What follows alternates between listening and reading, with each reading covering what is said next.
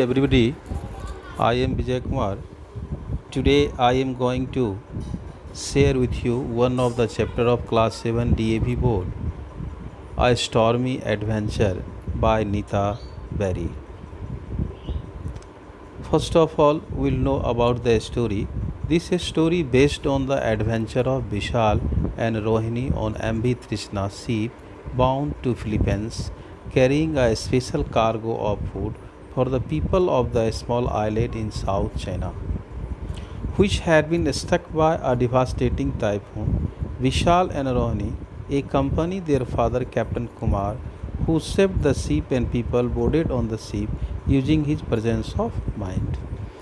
इस स्टोरी में हम देखेंगे कि विशाल और रोहिणी दोनों भाई बहन हैं। उनकी उम्र बहुत ही कम है। वो अपने पिताजी कैप्टन कुमार के साथ फिलीपींस जा रहे थे एक स्पेशल कार्गो लेकर के। कार्गो मतलब माल होता है, सामान होता है। वहाँ के लोगों को मदद करने के लिए चाइना में डिवास्टेटिंग टाइफून, वो तूफ़ान जिससे वहाँ के लोगों को बहुत बड़ी जान माल की हानि हुई थी।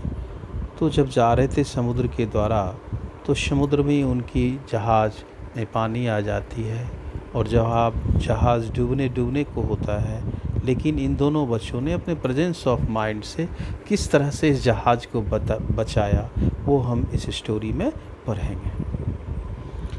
About the Berry, Nita Berry, she is the author. Nita Berry is an Indian writer. वह एक इंडियन राइटर है। She was graduated from the university of Delhi in English literature. Nita Berry ने ग्रेजुएशंस दिल्ली यूनिवर्सिटी से की है इंग्लिश लिटरेचर में, एंड इज ए राइटर, और वह एक लेखिका है। She is also a well known editor and has also publishers many short stories. और इतना ही नहीं, वो एडिटर भी रही हैं। बहुत सारे शॉर्ट स्टोरीज़ को उन्होंने पब्लिश किया है। She has also written various historical bibliographies. She also writes non fictions books for children. One of her most famous book is the story of time which was published in 2000 में। बहुत सारे books उन्होंने publish किया, editor का भी काम किया, biographies भी उन्होंने लिखा है सबके लिए, बहुत सारे लोगों के लिए हिस्टोरिकल बायोग्राफीज उन्होंने लिखा है। ख़ास करके बच्चों के लिए उन्होंने एक बुक जो लिखा वो बहुत फेमस हो गया था, द स्टोरी ऑफ टाइम, जो कि 2001 में पब्लिश हुआ था। And children book trust is one of the best publishers in India. Her book the story of time is collection of many short stories. और इस बुक में आप देखेंगे बहुत सारी छोटी छोटी कहानियाँ हैं, which is somehow related to time, जो कि समय से रिलेटेड है। सब समय पर आधारित है कि टाइम का कितना वैल्यू है। One of the famous story from this book is nature's time division. Nature ने जो टाइम का डिवीज़न किया है वो है। अब हम स्टोरी पर आते हैं। ये फर्स्ट पेज के हाफ पार्ट अपर में आप देखेंगे स्टॉर्मी एडवेंचर है, जो कि प्री रीडिंग टास्क है। Next we are coming to the story here. The MV Trishna gave a gentle lurch. यहाँ लर्च का मतलब होता है कि जहाज़ जब चली तो बहुत धीरे से चला, कोई बिना जर्किंग का चला। Not seasick again exclaimed Vishal. Vishal ने एक्सक्लेम करते हुए बोला कि देखो भाई, अब कोई समुद्र में डर नहीं होना चाहिए। Looking at his younger sister, अपने रोहिणी की तरफ, बहन की तरफ देखते हुए। In deep discussed as sea groan and held her stomach, जो कि उसकी बहन पेट पकड़ी हुई थी और उदास थी क्योंकि उसके पेट में दर्द हो रहा था। Can't imagine why you came along at all. तो उसका भाई उसके ऊपर कमेंट कर रहा है कि तुम आई ही क्यों, इस जहाज़ पे जब आई क्यों, जब तेरे पेट में दर्द हो रहा था। You surely didn't think it would B a smooth selling all the time. तुमको हमेशा ये सोचना चाहिए था कि हमेशा बहुत आसान नहीं होता है समुद्र में यात्रा करना। Rohini only made an inarticulate sound and disappeared under the bedclothes. तो रोहिणी ने कुछ नहीं बोला, कुछ एक्सप्रेस नहीं किया, लेकिन वो वहाँ से चली गई और बेड कवर लेकर के सो गई बेड पर जा कर के, जहाज़ पर ही। Vishal shook his head in exasperations. Experience, गुस्सा में उसने अपने हेड को हिलाया and turn to look at the calendar, फिर उसने कैलेंडर पर ध्यान दिया। 2 days more to go before they touched land. उसने देखा कि अभी तो 2 दिन लगेगा, तब जब तक हमारा जहाज़ किनारे पर जाएगा। I might as well as see papa is doing up on the bridge. तो देखें चलते हैं, uppermost part of the sea जो होता है, सीप में 1 2 3 डेक होता है, स्टोरी की तरह, जैसे एक मल्टी स्टोरी हाउस होती है, first floor, second floor, ground floor. तो ठीक उसी तरह से अब बहुत बड़े बड़े जहाज़ में भी स्टोरीज होती है, डेक होते हैं। तो उसने देखा अपर मोस्ट पार्ट ऑफ सी, सबसे ऊपर वाले भाग में देखा कि हमारे पापा क्या करते हैं, चल के देखते हैं। द तृष्णा was on her way to the Philippines. The ship was carrying a special cargo of food for the people of the small island in South China Sea, which had been struck by a devastating typhoon a few days earlier. This had swept the island, leaving a violent trail of destruction. तो ये जिस जहाज़ से जा रहा था, उस जहाज़ का नाम तृष्णा था, और वो कार्गो लेके, सामान लेकर, फूड लेकर के जा रहा था उन लोगों को मदद करने के लिए साउथ चाइना में जिनको बहुत ही हानि हुई थी तूफ़ान आने से और परेशानी थे, तो उनको मदद करने के लिए जा रही थी। Vishal and Rohini had decided to accompany their father. तो विशाल और रोहिणी ने सोचा कि चलो जब जहाज़ जा ही रही तो हम लोग भी अपने पिताजी के साथ वहाँ चलते हैं। कैप्टन कुमार दिस समर, क्योंकि समर की छुट्टी थी। Although their mother was staying behind as granny आज जनरल, लेकिन उसकी माँ जहाज़ पे नहीं गई क्योंकि उसकी ग्रैंड मदर जो थी वो बीमार थी। The children had enjoyed the sea passage with video, movies and books on board. अगर आप देखें तो डेक पर देखिए, वहाँ मूवी देख रहे हैं लोग अपना, कोई टेलीविज़न पे, कोई बुक पढ़ रहे हैं, कोई वीडियो गेम खेल रहे हैं। वहीं बगल में आप देखें तो उसकी बहन पेट पकड़ के बैठी हुई, उसको दर्द है। But now the sea looked choppy and Rohini felt rather seasick. अब क्या हुआ कि एकाएक उसने देखा कि सी में जो है सो बिल्कुल उथल पुथल मच गया था ना, ज़्यादा सीप जो है सो ऊपर नीचे होने लगा था उसमें, तो उसको डर लगने लगा। विशाल climbed the ladder in a little unsteadily at the ship gave an unexpected roll. Getting your sea legs, laddie, grinned chief officer who was coming down. You are quite a seaman, really, with that rolling gait. Vishal tried to look modest. विशाल ने जो एक deck से दूसरे deck पर जाने के लिए तो स्टोरी बना रहा था, फर्स्ट फ्लोर, सेकंड फ्लोर, इस तरह का, थर्ड फ्लोर, ग्राउंड फ्लोर भी उसमें रहता है, पानी के अंदर में इस ढंग से बना रहता है जहाज़ में। तो वो सीढ़ी से जो ऊपर वो तेज़ी से गया था, उसको देख करके चीफ ऑफिसर ने कहा कि अब तो तुम सीमैन हो गया और अब तेज़ी से ऊपर चले जाते हो, चले आते हो, बहुत एक्सपर्ट हो गया है। Outside the stuffy accommodations the sea air was fresh and wet. बाहर जो एकोमोडेशन था वो अनकम्फर्टेबल था, फिर भी एयर फ्रेश था और वेट था। विशाल टू के डीप ब्रेथ, उसने सांस लिया। देर स्प्रे ऑफ वाटर, तो तेज़ आंधी जो आ रही थी, हवा आ रही थी, तो उसका स्प्रे वाटर का उस डेक पे आ रहा था। डेक का मतलब यहाँ पर स्टोरी है, आप ये कह सकते हैं फ्लोर है, ठीक है, जो फ्लोर रहता है उसका। As he cross his way gingerly towards his father in the wheel house. Gingerly का मतलब जैसे कि आप देखते हैं कि अदरक जैसे होता है, ऐसे घूम घूम करके वो अपने व्हील हाउस, जिसमें उसके पिताजी वो ड्राइव करते चला रहे थे, वहाँ पर वो पहुँचता है। Captain Kumar had a worried look on his face. He was staring restlessly at the barometer, which had fallen steeply. He looked up at Vishal. Well, it looks like we were in for rough weather soon. It is typhoon time in these parts. You know something is brewing. तो जैसे ही विशाल अपने father के पास पहुंचा तो उसके पिताजी बहुत tensions में थे, चिंतित थे। उनका नज़र चेहरा बहुत चिंतित था। वो देख रहे थे कि बैरोमीटर जो प्रेशर नापता है एयर का, विंड का, तो वो नीचे गिर रहा था, जो ये संकेत दे रहा था कि बहुत ज़ोर की आंधी आने वाली है इस समुद्र में। तो फिर जहाज़ का क्या होगा, डूब भी सकती थी। तो परेशानी में थे, तो बता रहे थे कि देखो वेदर बता रहा है कि बहुत ख़राब होने वाला है। As fast the radio officer rushed toward the captain with a sheet of paper, weather report from Manila sir.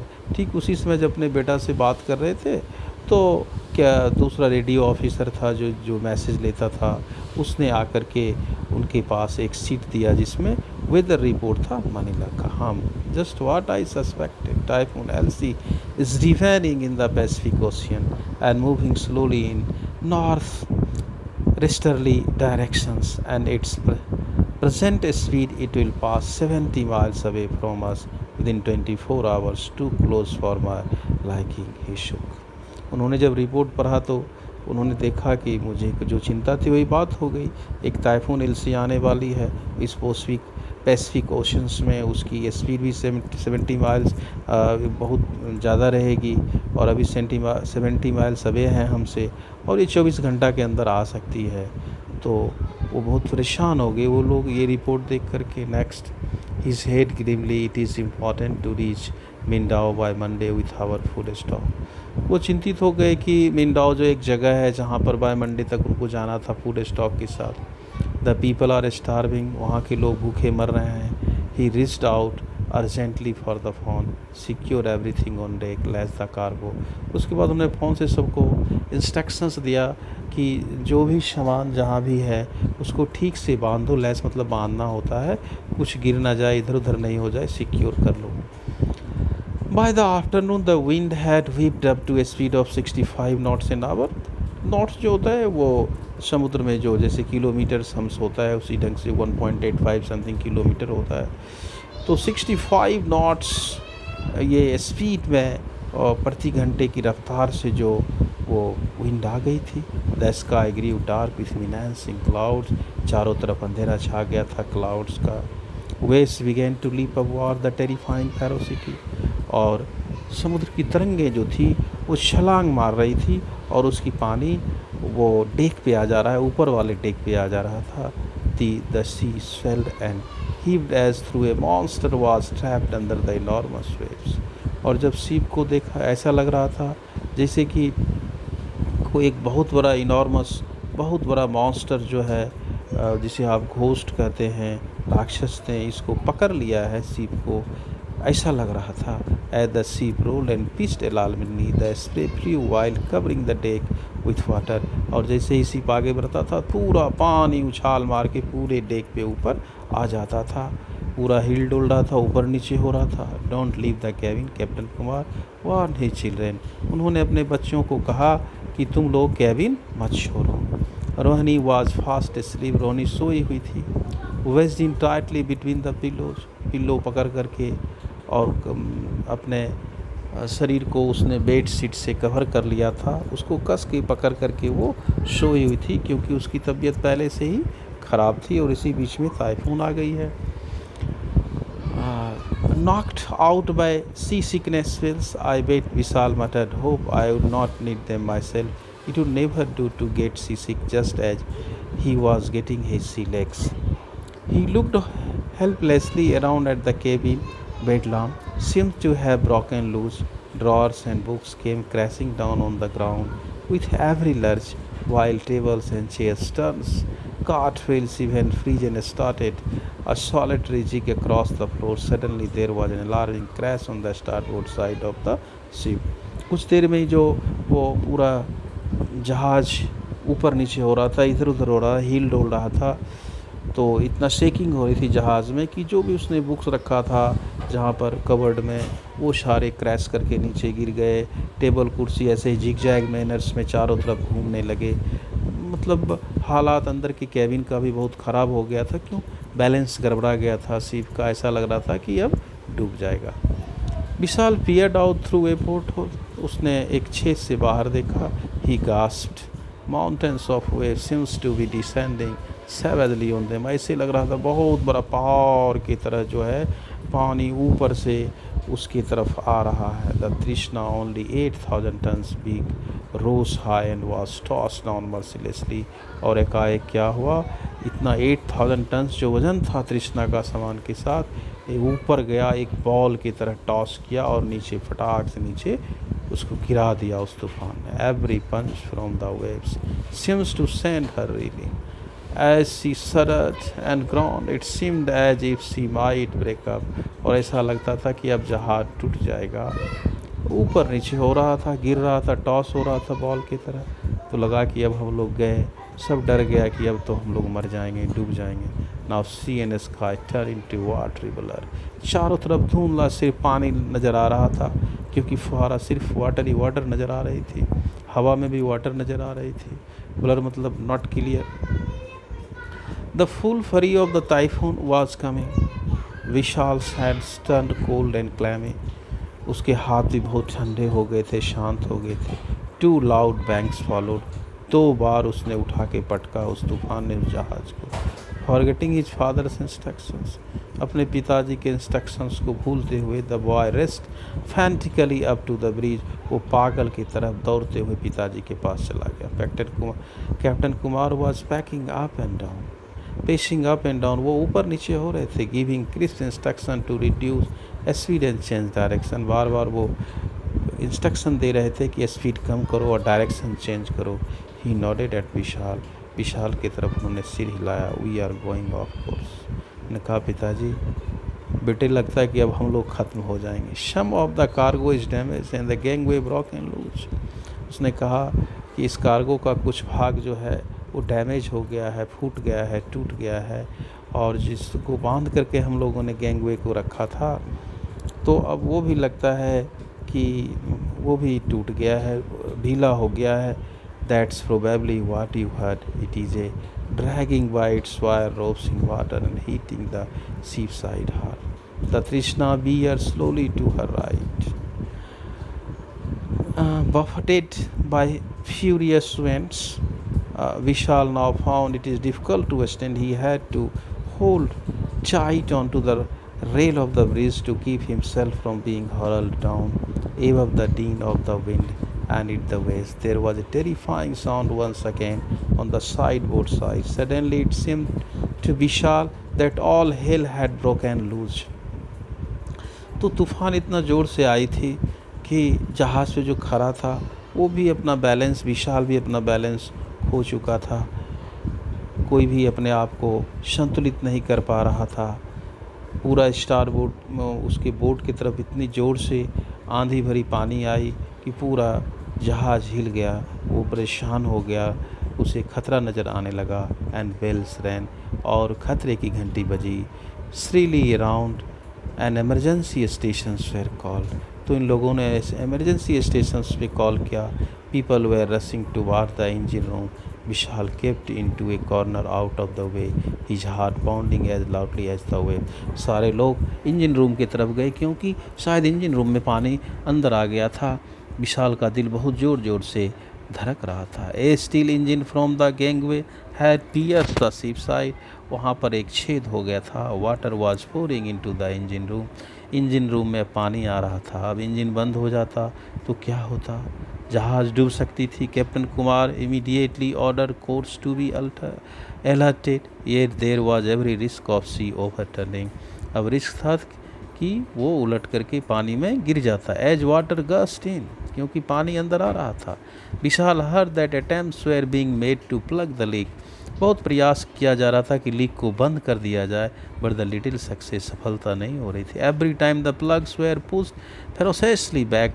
जैसे वो डालते थे प्लग्स, फिर बाहर आ जाता, अंदर आ जाता था। The water level was now rising in the engine room. Engine room में वाटर लेवल ऊपर जा रहा था। Pumps were put on to drain out the water, but even this was not effective. Pump लगा हुआ था, हर एक जहाज़ में लगी रहती। अगर पानी अंदर चला जाता तो उसको बाहर निकालने के लिए पंपिंग हो रहा था, लेकिन सफिशिएंट नहीं था। अंदर आने वाली पानी की रफ्तार बहुत तेज़ थी, बाहर जाने वाली को उतना तेज़ था नहीं। Chief engineer, he was working feverishly in his boiler suit, made an urgent report to Captain Kumar. Bose आकर के अर्जेंट रिपोर्ट दिया। If we can not stop the water level from rising within 10 minute, the water will enter the machinery and I will have to stop engines. उन्होंने कहा अगर 10 minute के अंदर हम लोग पानी को बाहर निकालने में सफल नहीं हुए या बंद नहीं किए लीक को, तो इंजन में पानी चला जाएगा, फिर रुक जाएगी, कुछ भी हो सकता है। कैप्टन कुमारी जी ने पैनिक, वो डर गए थे, हड़बड़ा गए थे। It was suicidal to stop engine in this weather conditions. इस वेदर कंडीशन में इंजन को स्टॉप कर देना तो ऐसा आत्महत्या करने जैसा था। इट वॉज इम्पेरेटिव, मतलब वेरी नेसेसरी था, to do everything possible to keep the ship moving. इसलिए ज़रूरी था कि शिप को आगे बढ़ाते रहना चाहिए था, मूविंग करते रहना चाहिए। Sparks transmitted an emergency signal about the gender to the ship. Vishal could feel his knees wobbly. जैसे ही एक स्पार्क्स आया, उसका नी भी जो है सो पूरा हिल गया। उसे लगा कि हम पूरा घूम गए हैं, मेरा पैर घूम रहा है। He was reminded suddenly of a boating incident in Okhla. एकाएक उसको एक चीज़ याद आया, ओखला में एक बोटिंग इंसिडेंट हुई थी। When he had felt similarly weak in the knees, the boat had developed a leak as water gushed in it. He had to brought near the bank. They had all jumped out into the shallow water and the boat was tilted to expose the leak. This made it easier to plug. उसको याद आया कि अगर हम जहाज को जहाँ है वहाँ से थोड़ा नज़दीक ले जाएं, हम जहाँ पर कम पानी हो, तो हम क्या कर सकते हैं, जहाज़ को, बोट को थोड़ा तिरछा करके, टिल्ट करके, आप पिक्चर में देख सकते हैं जहाँ लीक हुआ, उस लीक को हम बंद कर सकते हैं। तो ये आइडिया वो अपने पिताजी को देता है। Vishal went urgently to his father, it was an idea. With his idea he goes to his father, अपने पिताजी के पास जाता है। Captain Kumar heard him in silence, शांतिपूर्वक कैप्टन कुमार इस बातों को सुनते हैं, उसके आइडिया को। ही नोडेड क्विकली, उसने सर हिलाया। You are right my boy, मेरे बेटे तुम सही हो। It is very risky under the circumstances as the तृष्णा में even turn over, but it is the only way left. We will list the ship to expose the hole in her side. He was already breaking sharp orders into the phone. Water in the bottom tanks was being shifted in a short while the Trishna leaned heavily to one side. तो उनको लगा कि बहुत अच्छी बात है, चलो हम ऐसा ही करते हैं। और down in the engine room, water gushed in only in the intervals. Now chief officer and his men had wooden planks. This time 5 people held it position with all their might. They blocked it in with cement. At last it held tight. There was a cry of relief as pumping operations began to dry out the engine room. सारे लोगों ने मिल कर के एक छोटा boat ship के पास देखिए लगाया और उस बोट पे खड़ा होकर के शिप को थोड़ा सा पुश करके पूरी ताकत के साथ उस भाग में गए जहाँ से पानी आ रहा था। तो वहाँ से जब उन्होंने बंद किया, सीमेंटेड किया, तो बंद हो गया और उसके बाद पंपिंग मशीन से पानी सब बाहर किया गया। फिर वो लोग सेफ हो गए। That was a near one, exclaimed captain Kumar as he stepped into the cabin some hours later, throwing off his raincoat. But your idea work. उसने बेटे को ये देख करके बहुत खुशहाल हुए, बोले विशाल मैं बहुत खुश हूँ कि तुम्हारा आइडिया आज काम आ गया। Perhaps that saved us. Latest weather report so that typhoon Elsie is moving away.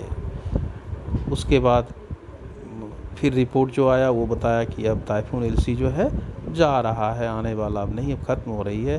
The barometer riding the wind is reduced. अब बैरोमीटर अप हो रहा था, मतलब जो हवा तेज़ से चल रही थी अब स्थिर होने लगी। We would all do with some rest after the battering even though we are 12 hours late. He smiled very as the children, we are back on course. The damage is not as bad as we fear. तो वो सारे लोग बहुत खुश हो गए कि damage उतना ज़्यादा नहीं था जितना हम लोग डरे हुए थे, लेकिन तुम्हारा आइडिया काम किया, हम लोग सुरक्षित हैं। अब बैरोमीटर भी अप हो गया, अब वेदर भी फेवरेबल हो गया। Oh thank God, beamed Rohini in relief. तो रोहिणी बहुत ही खुश हुई। Who had not stirred from her bunk at all, जो कि कभी अपने जहाँ सोई थी वहाँ से हिली तक नहीं थी। Do you know my stomach has stop churning. अब उसने बोला कि मेरे जो पेट में जो चर्निंग हो रही थी, वो दर्द हो रहा था, वो ख़त्म हो गया है। Maybe I have got my sea legs after all. अब लगता है कि मेरे को जो डर था C6 का वो सब खत्म हो चुका है। विशाल्स लेग्स वर स्टिल उबली, हाउ क्लोज दे, उस अभी भी पैर उसका हिल रहा था, घूम रहा था। They had been to the eye of the storm, what is it tale for the boys at school. उसने कहा कि बॉय के लिए कहानी क्या होगा स्कूल में। In a while the dark forms of the island of the South China Sea loomed ahead. थोड़ा देर में उन लोगों ने देखा कि आगे चाइना का जो है वो जहाँ उनको जाना था आइलैंड में, वो दिखाई देने लगा। The turbulent means violent beating spirit of the sea seems to be soothe. सब शांत हो चुका था, वो उतनी तूफान नहीं थी समुद्र में। The wind had died down as if by miracle, now indeed it would be smooth sailing और एक आश्चर्य की बात है कि किसी ढंग से वो बच गए सारे लोग। That's all. Thank you. Have a nice day. But what is the moral of this story? The moral of this story is that we should never lose our spirit or mind if we have to face the problem. Always we should keep patience and think of the solution and the result, how we can get it. We should never be nervous in difficult situations. We should apply our presence of mind. That's all. Thank you.